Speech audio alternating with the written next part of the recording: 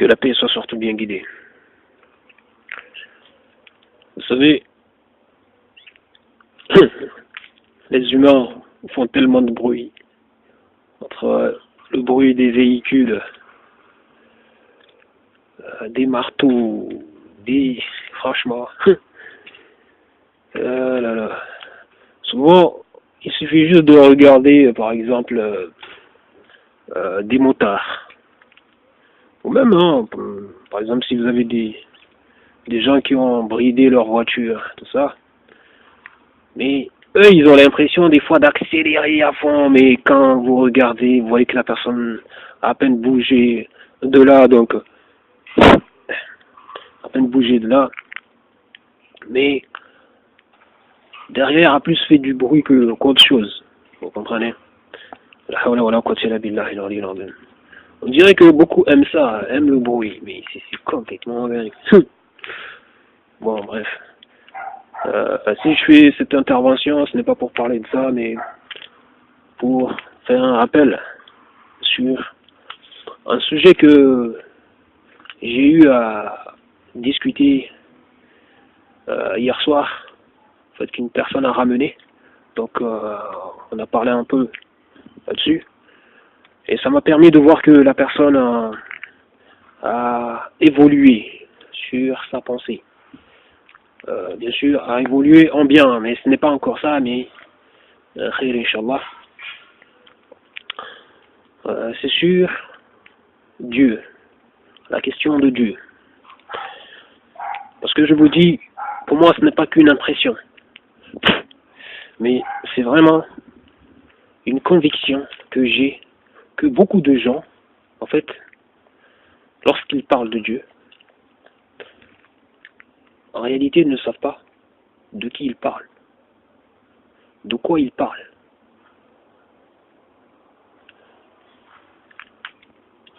Ce qu'ils pensent être Dieu dans leur imagination, dans leur regard des choses, en fait, ce n'est absolument pas ça. Ce n'est absolument pas ça.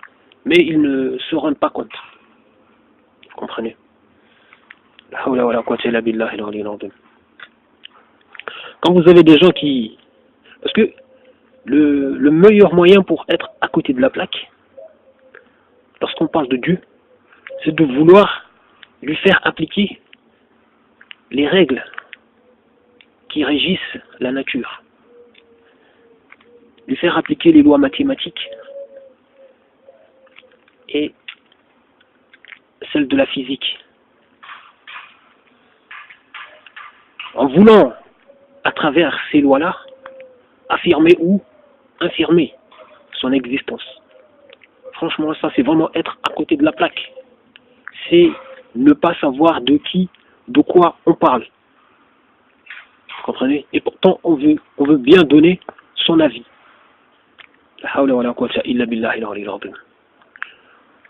Je sais qu'il y a des gens qui ont organisé des débats avec des scientifiques, et en fait, bon, des gens dits religieux qui ont organisé des débats avec des scientifiques, des gens pris pour des scientifiques sérieux, rigoureux, etc. Donc, qui sont allés sur ce terrain-là, qui ont voulu parler de l'existence de Dieu, en étant sur ce terrain-là, en voulant expliquer son existence, en se fiant au quoi? Aux lois de la physique, mathématiques qui gouvernent, qui régissent la nature. Et je vous dis franchement, faire ça, c'est être à côté de la plaque. C'est vraiment ne pas avoir compris qui est Dieu. Subhanallah. Parce que vous savez que lorsque vous partez déjà, vous voulez juger de l'existence de Dieu, en vous disant que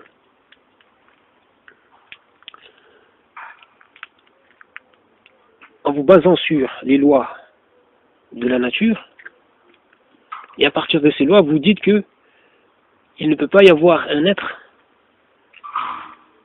qui n'a ni commencement ni fin. et qui existerait comme ça.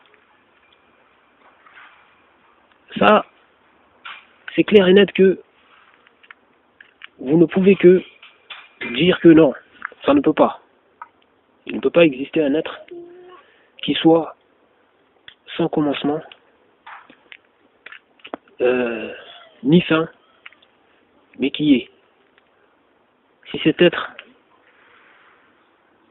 serait régi par les lois de la nature, vous comprenez? Là, nous sommes tous d'accord, et ça c'est la preuve que la personne qui va s'appuyer justement sur les lois de la nature, les lois mathématiques et la physique, partir de ça et venir faire appliquer ça à Dieu, pour dire que donc Dieu n'existe pas, la personne n'a absolument rien compris, justement, de qui est Dieu. Elle ne sait pas qui est Dieu. Quand on parle de Dieu, la personne ne sait pas de quoi elle parle, de quoi on parle. Vous comprenez? La personne n'est pas attentive. Alors que Dieu est au-delà de toutes ces considérations. Vous comprenez? Parce que lorsqu'on sait que Dieu est sans condition d'existence, donc, et sachant que la nature, nous et tout le reste qui compose la nature, nous sommes avec des conditions. Nous sommes sous des conditions d'existence. Les lois qui existent dressent des contours, des limites. Il y a du fini, etc. Il y a tout ça. Donc, et tout cela, justement, normalement, les lois de la nature, les lois qui régissent la nature, les lois mathématiques et physiques, etc., sont là pour nous permettre de voir que dans ces choses finies, des choses qui ont un contour, même si par exemple, en observant l'univers, on voit de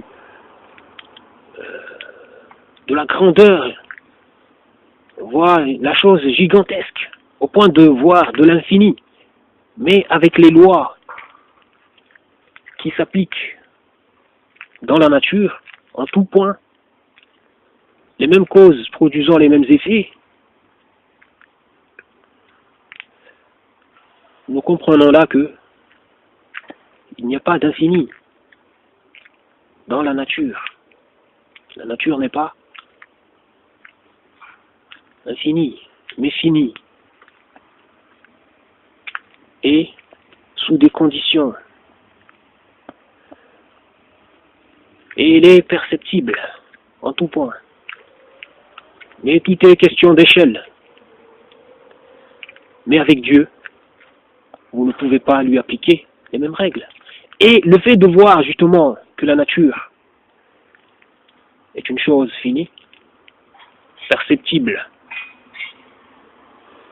quelque chose de cernable, le fait de voir cela vous fait comprendre que au-delà de ça, il est nécessaire, il est une nécessité, il est nécessaire qu'il y ait ce qui est et qui soit sans condition d'existence. Ce qui n'a ni commencement ni fin, mais qui est. Et qui est à l'origine de ce qui est soumis à des conditions d'existence. De ce qui est fini. Vous comprenez? Il faut qu'il y ait ce qui cerne tout et que rien ne cerne. Vous comprenez ce que je veux dire? Donc les choses sont simples à comprendre. Donc tout cela vous fait comprendre qu'avec Dieu,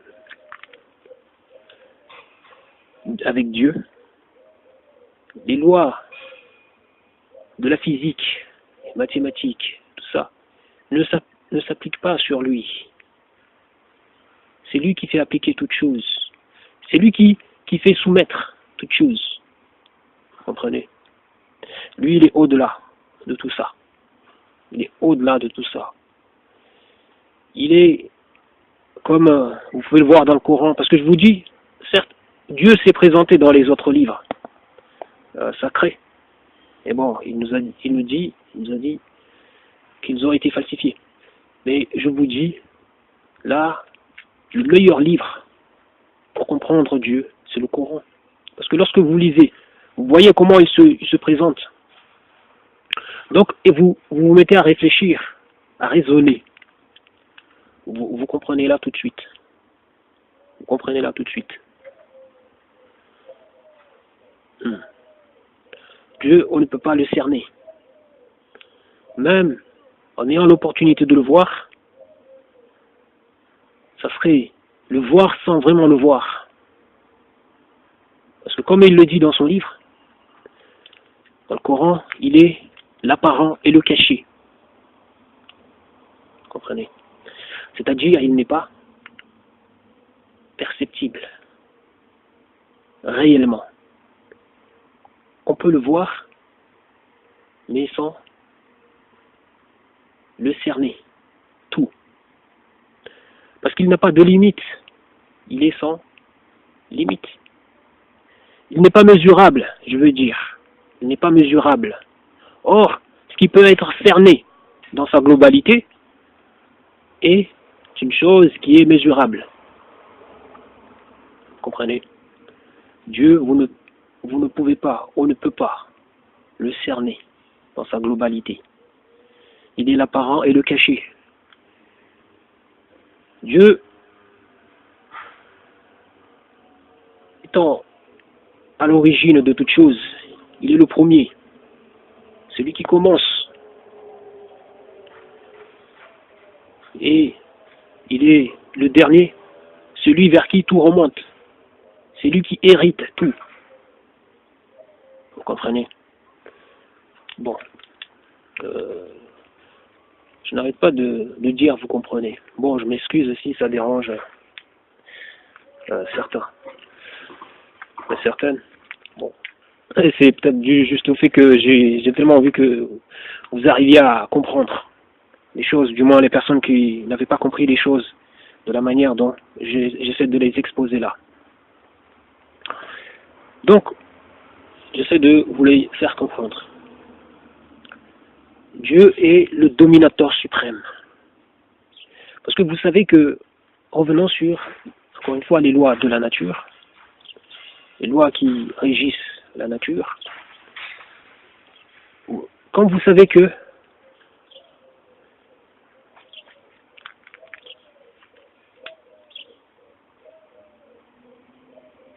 s'il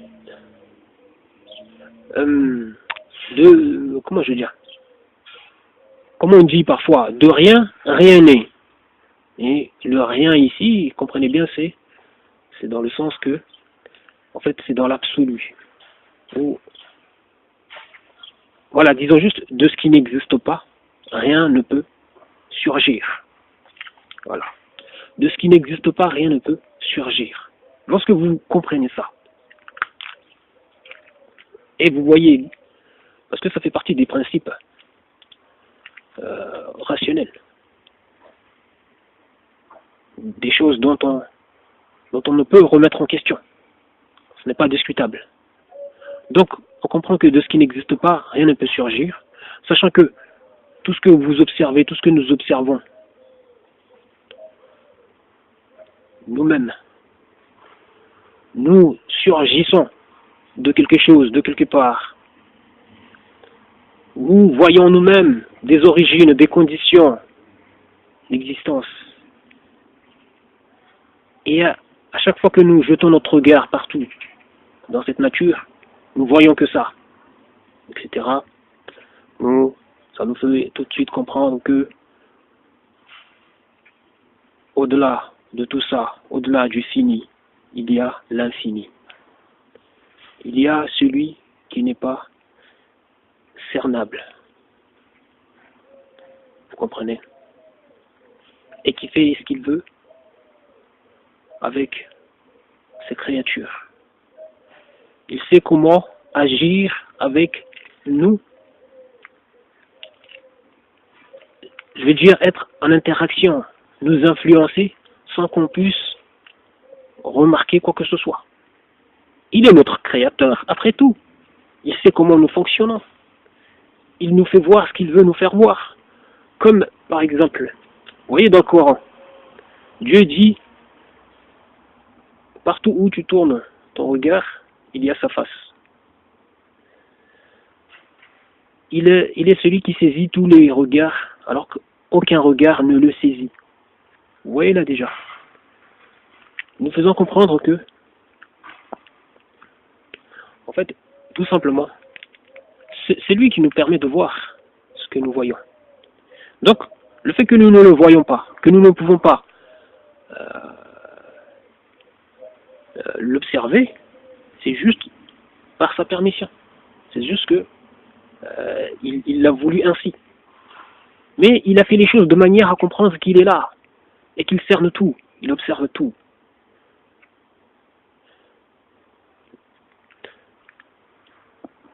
D'ailleurs, en parlant d'observation,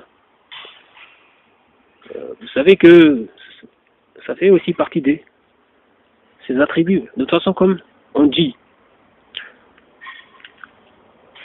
tout d'abord, il faut comprendre que Dieu ne ressemble pas à ses créatures. D'ailleurs, vous l'avez déjà compris depuis le début, au vu de tout ce que je vous ai dressé. J'essaie de vous faire comprendre. Donc, nous avons ce rappel-là dans le Coran, que Dieu ne ressemble pas à ses créatures.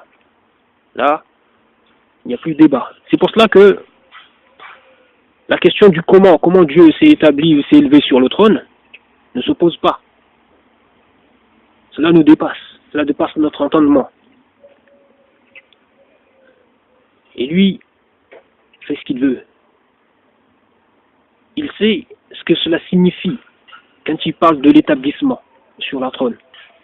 La manière, lui, voilà, il définit les choses comme il veut.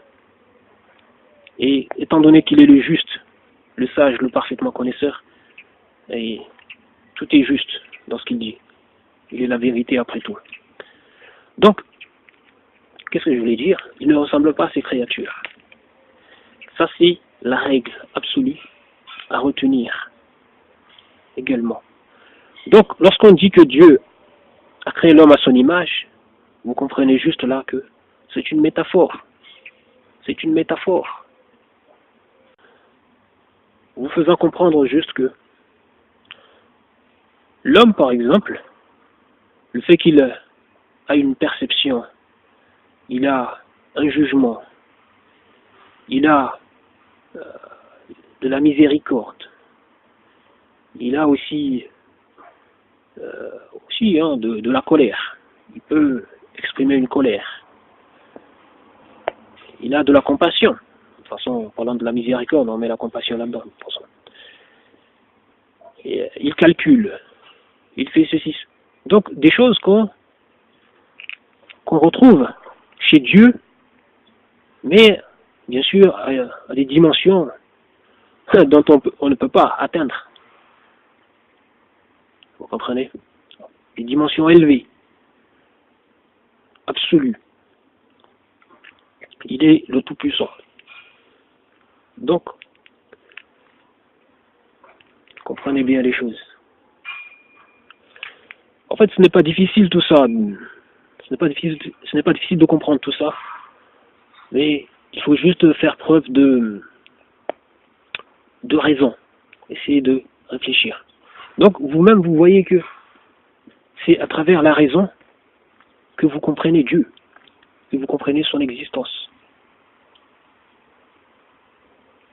Ce n'est pas de gens comme certains veulent le faire passer, genre dire c'est de la croyance. Non, c'est vraiment de la raison. C'est de la raison pure. Et oui, ça fait partie, voilà. C'est de la raison pure.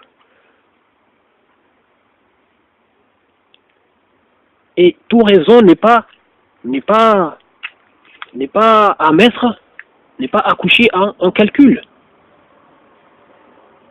N'est pas à coucher en calcul. Ça, il faut bien se mettre ça dans la tête. Parce que là, avec Dieu, on est sur des On dira c'est à notre échelle. C'est à notre échelle de perception, d'observation, de compréhension. Donc, j'espère que vous avez compris, Inch'Allah. Les choses, ce n'est pas compliqué tout ça à comprendre. Et je vous rappelle encore une fois que le Coran, franchement, c'est une facilité. Mais les gens, en fait, ne comprennent pas trop le message. Ils ouvrent le Coran, ils lisent comme ça. Comme, vous savez, lorsqu'on prend une chose avec mépris, déjà, à la base, parce qu'on rejette l'existence de Dieu déjà, ben, forcément, par exemple, on ne va pas comprendre la chose. Alors que Dieu, comme il le rappelle dans son livre, il a rendu le Coran facile à la méditation. Il le rappelle, il dit, y a-t-il quelqu'un pour y réfléchir? Vous comprenez? Donc, les gens se font du tort qu'à eux-mêmes. Dieu ne fait du tort à personne. Vous savez, une personne qui n'a pas eu l'opportunité d'avoir le Coran dans les mains, elle n'a jamais entendu parler de l'islam, par exemple. Cette personne-là, même si elle n'a jamais entendu parler de l'islam, n'a jamais eu un Coran dans les mains, mais cette personne-là, dans son égarement, n'est pas excusable. Parce que Dieu n'impose pas à une âme une charge supérieure à ses capacités. Et il juge les gens selon leurs capacités, leurs compétences, Donc, les exigences ne sont pas les mêmes partout. Donc, une personne qui n'a jamais entendu parler de l'islam, n'a jamais. Mais, Dieu lui a donné une intelligence. Cette personne doit justement observer la nature, observer les choses, se poser les bonnes questions. Donc, pour arriver aux bonnes réponses, Inch'Allah. Donc, si la personne ne se pose pas les bonnes questions, mais se complaît dans ce qu'elle a trouvé de ses ancêtres, si ses ancêtres voilà, étaient complètement dans l'égarement, etc., la personne s'est fait du tort qu'à elle-même. Vous voyez? Alors qu'elle a la possibilité de raisonner, de réfléchir, de regarder le monde, de penser, etc. De faire des déductions, ainsi de suite. Comme Dieu n'est pas injuste. Il guide celui qui cherche la vérité, c'est lui qui veut se rapprocher de lui. Vous voyez, il nous a donné un exemple tout simple avec le prophète Ibrahim, paix sur lui. Lorsqu'il s'est mis à observer le ciel, en voyant le mouvement apparent de la lune, le mouvement apparent du soleil, des étoiles, à chaque fois il tirait des conclusions. À la fin, en fait, la conclusion qu'il a tirée, c'est tout ce que je viens de vous dire là, mais d'une autre manière, tout simplement. Comprenant que Dieu n'a pas de commencement ni fin, Dieu ne se couche pas, Dieu ne disparaît pas. Il est celui qui est et qui subsiste par lui-même, qui se suffit à lui-même. Vous voyez? En fait, Allah a placé tous ces signes pour tout individu, chacun selon son niveau de compétence, son niveau d'intelligence, arrive à regarder et à se repérer et à tirer des conclusions. Donc l'exemple d'Abraham, c'est l'exemple tout simple pour une personne qui n'est pas par exemple... En fait, c'est comme si à travers l'exemple d'Abraham, Dieu nous dit par là que nous n'avons pas d'excuses. Vous comprenez? Tout individu, peu importe son niveau d'intelligence, à moins que la personne soit folle, mais n'a pas d'excuses. Vous comprenez?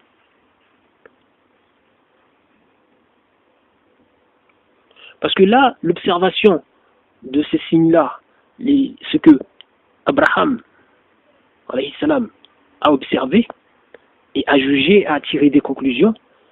C'est-à-dire, ça, c'est à la portée de tout le monde. Tout le monde.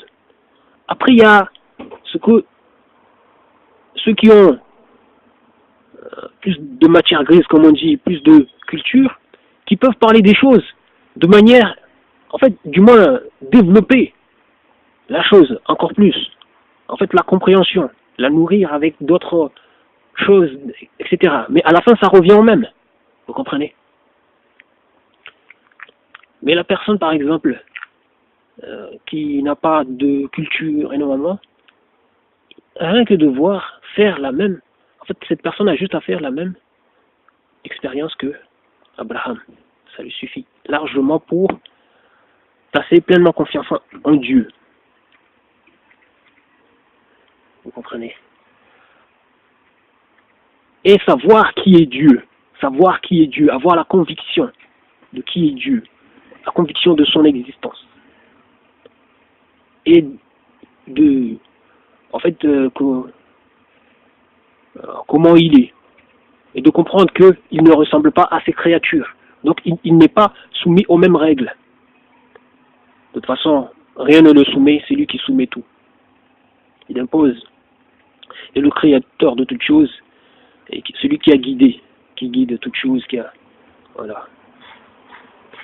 Vous voyez, même un pharaon, lorsque le prophète Moïse, Moussa alayhi salam, est allé vers lui, il lui a posé la question concernant Dieu. Moussa alayhi salam lui a fait comprendre, lui a dit que Dieu, son Seigneur, est celui qui a créé toutes choses et a orienté toutes choses. Vous voyez? Et donc il lui a dit, alors qu'en est-il des anciens, ceux qui n'ont pas en gros entendu ce genre de rappel que Moïse lui a donné là? Moïse lui a dit que Dieu n'oublie rien. Et oui, Dieu n'oublie rien.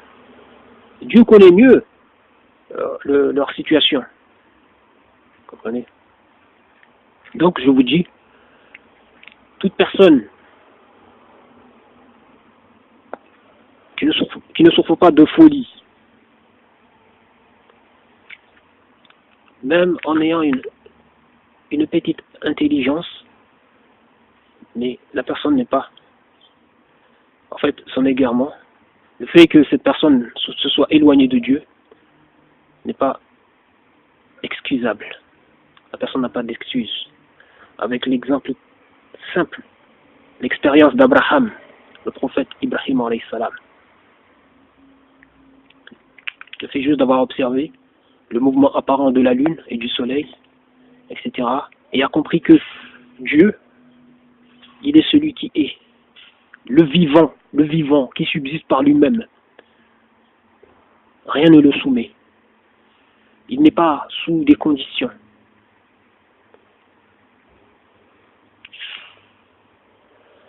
Allahu Akbar, Allahu Akbar, Allahu Akbar, Allahu Akbar, Allahu Akbar. La hawla wa la quwwata illa billahi al-aliyyil azim. Vous voyez, lui, l'expérience qu'il a fait,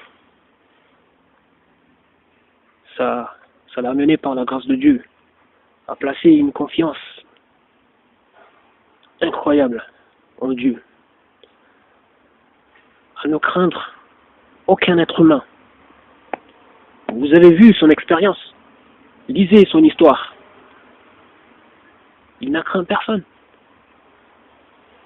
Il a défié même les polythéistes à plusieurs reprises. Après, il lui était arrivé de poser la question à Dieu sur la résurrection. Mais là, Dieu lui a fait comprendre, lui a dit, mais tu n'as toujours pas foi. Il me semble que c'est comme ça qu'il est. Genre, il doute. Bon, désolé, je n'avais plus d'espace sur la carte. J'ai dû supprimer quelques vidéos là. Donc, on parlait d'Abraham. Avec, voilà, sa question sur la résurrection. Et il voulait savoir comment Dieu allait ressusciter les êtres humains. Donc Dieu lui a dit, mais tu n'es pas, tu n'as pas foi. Je vous invite en tout cas à lire, mais c'est dans ce sens-là que Dieu me pardonne, parce que de la formulation, si je la formule mal, les choses. Donc, lui, il lui a dit, si, il a foi, mais sur son cœur veut être genre rassuré. Vous comprenez? Donc, Dieu lui a donc commandé de prendre des oiseaux donc qu'il a tués, et puis il les a découpés en miettes et a placé ça sur différentes montagnes, et il lui a dit de les appeler. Vous voyez, les appeler, et Dieu a fait cela un signe justement pour lui. Et il a vu justement ces oiseaux reprendre forme, devenir ce qu'ils étaient,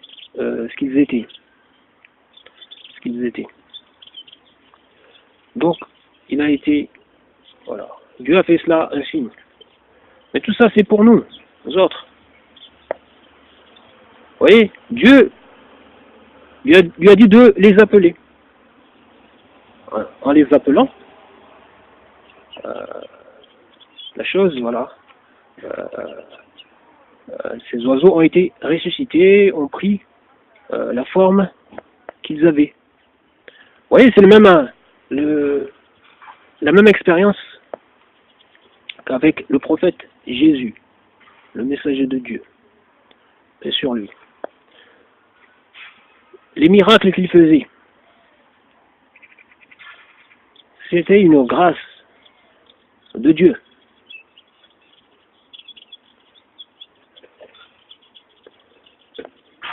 Une grâce de Dieu. Quand Dieu lui dit, voilà, fais ça, et telle chose va se passer, c'est par la permission de Dieu tout ça. C'est Dieu qui permet que la chose se fasse. Et a fait cela des signes pour les gens.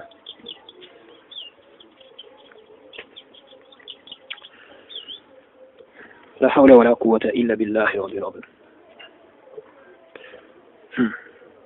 Donc, d'ailleurs, au passage, en parlant de Jésus, vous comprenez bien, par rapport à tout ce que je vous ai dit depuis le début, concernant Dieu, son existence, comment comprendre tout ça, et la différence qu'il y a entre lui et ses créatures, la nature, tout cela. Comment appréhender tout ça? Donc, vous comprenez là que ces gens qui se disent chrétiens, et aussi d'autres qui lui donnent des égaux, des enfants, des ceci, cela, ces gens se trompent totalement.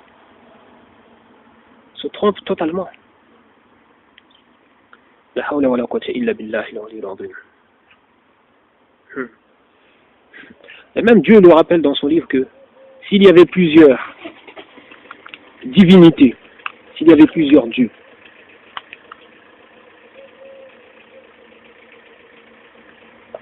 les choses, en fait, il n'y aurait pas d'unité.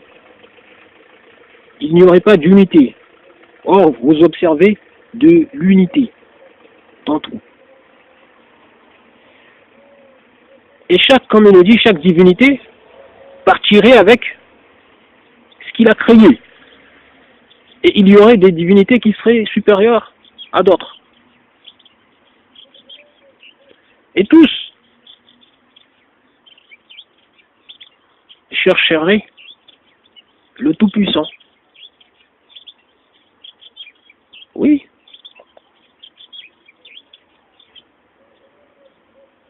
Parce que le fait qu'il y ait une hiérarchie comme ça suppose qu'il y a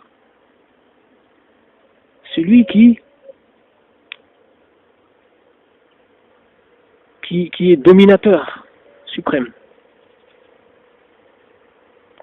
Donc, le fait de voir qu'il y a de l'unité partout, vous fait comprendre qu'il n'y a pas plusieurs divinités, mais qu'une divinité unique, l'absolu, le pourvoyeur, le dominateur suprême.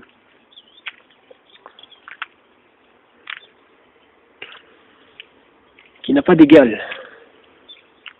Clair et net.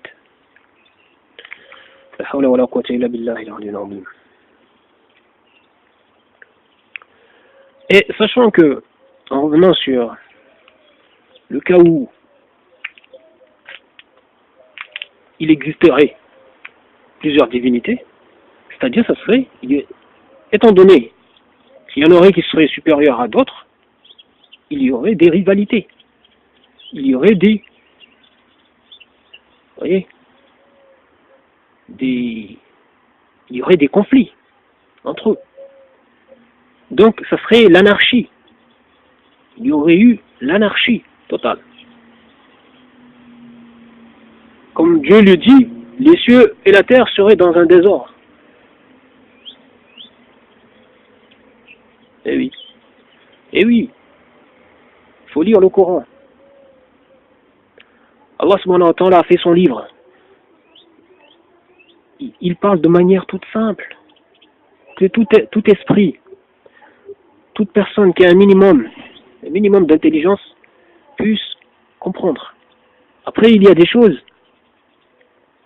qui nécessitent plus de réflexion. Par sa grâce, on arrive à obtenir ces compréhensions, la compréhension qu'il faut. La hawla wa la quwwata illa billahi al-'aliyyil 'azim. Donc mettez-vous ça bien dans la tête. Subhanallah, Allahu Akbar. Allah il nous fait comprendre qu'il y a de l'unité. Vous voyez par exemple la terre, avec la force qu'on appelle la gravité. Cette force-là, la force qui fait tourner la terre, qui met la terre en mouvement, le fait tourner, en même temps c'est la même force qui retient les éléments, qui nous retient au sol. Bien sûr, c'est tout à fait normal, au vu de ce qu'elle est et de ce qu'elle fait. Après, il y a d'autres forces aussi. Et tout cela, de toute façon, ça fait partie des lois de la nature. Les lois que Dieu a établies dans la nature. Donc,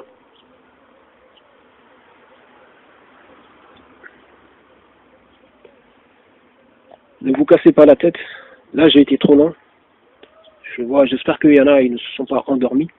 Parce que bon, je n'ai pas fait une formation de captivateur d'attention. Oui. Parce qu'il y en a, c'est des professionnels. Apparemment, ils ont des communicants, ils ont de je ne sais pas quoi. Bon. Les personnes qui cherchent ce genre de choses ne sont que dans de la manipulation. Eh oui. Que de la manipulation. Il n'y a rien de sincère. Déjà que les gens arrivent à tromper les autres, sans avoir des communicants ou etc. Que dire lorsqu'on a des communicants qui sont là à vous dire non, faites ça, faites ça, faites ça, faites ça, dites ça, dites ça, dites ça. Et vous serez bien vu, vous serez, voilà, on vous comprendra mieux, etc., etc. Dites ça. Non, c'est pas comme ça qu'il faut procéder. Il y a les conseils à donner, ça c'est tout à fait normal, on peut donner des conseils, mais de là à faire de ces conseillers des gens qui sont là pour vous aider à communiquer, non, là c'est autre chose. Parce que là c'est participer à la tromperie. C'est avoir des gens pour vous aider à tromper les gens. Donc, bon, j'ai été long. Je vous remercie du temps que vous avez pris pour sur ça. Et je vous dis salam.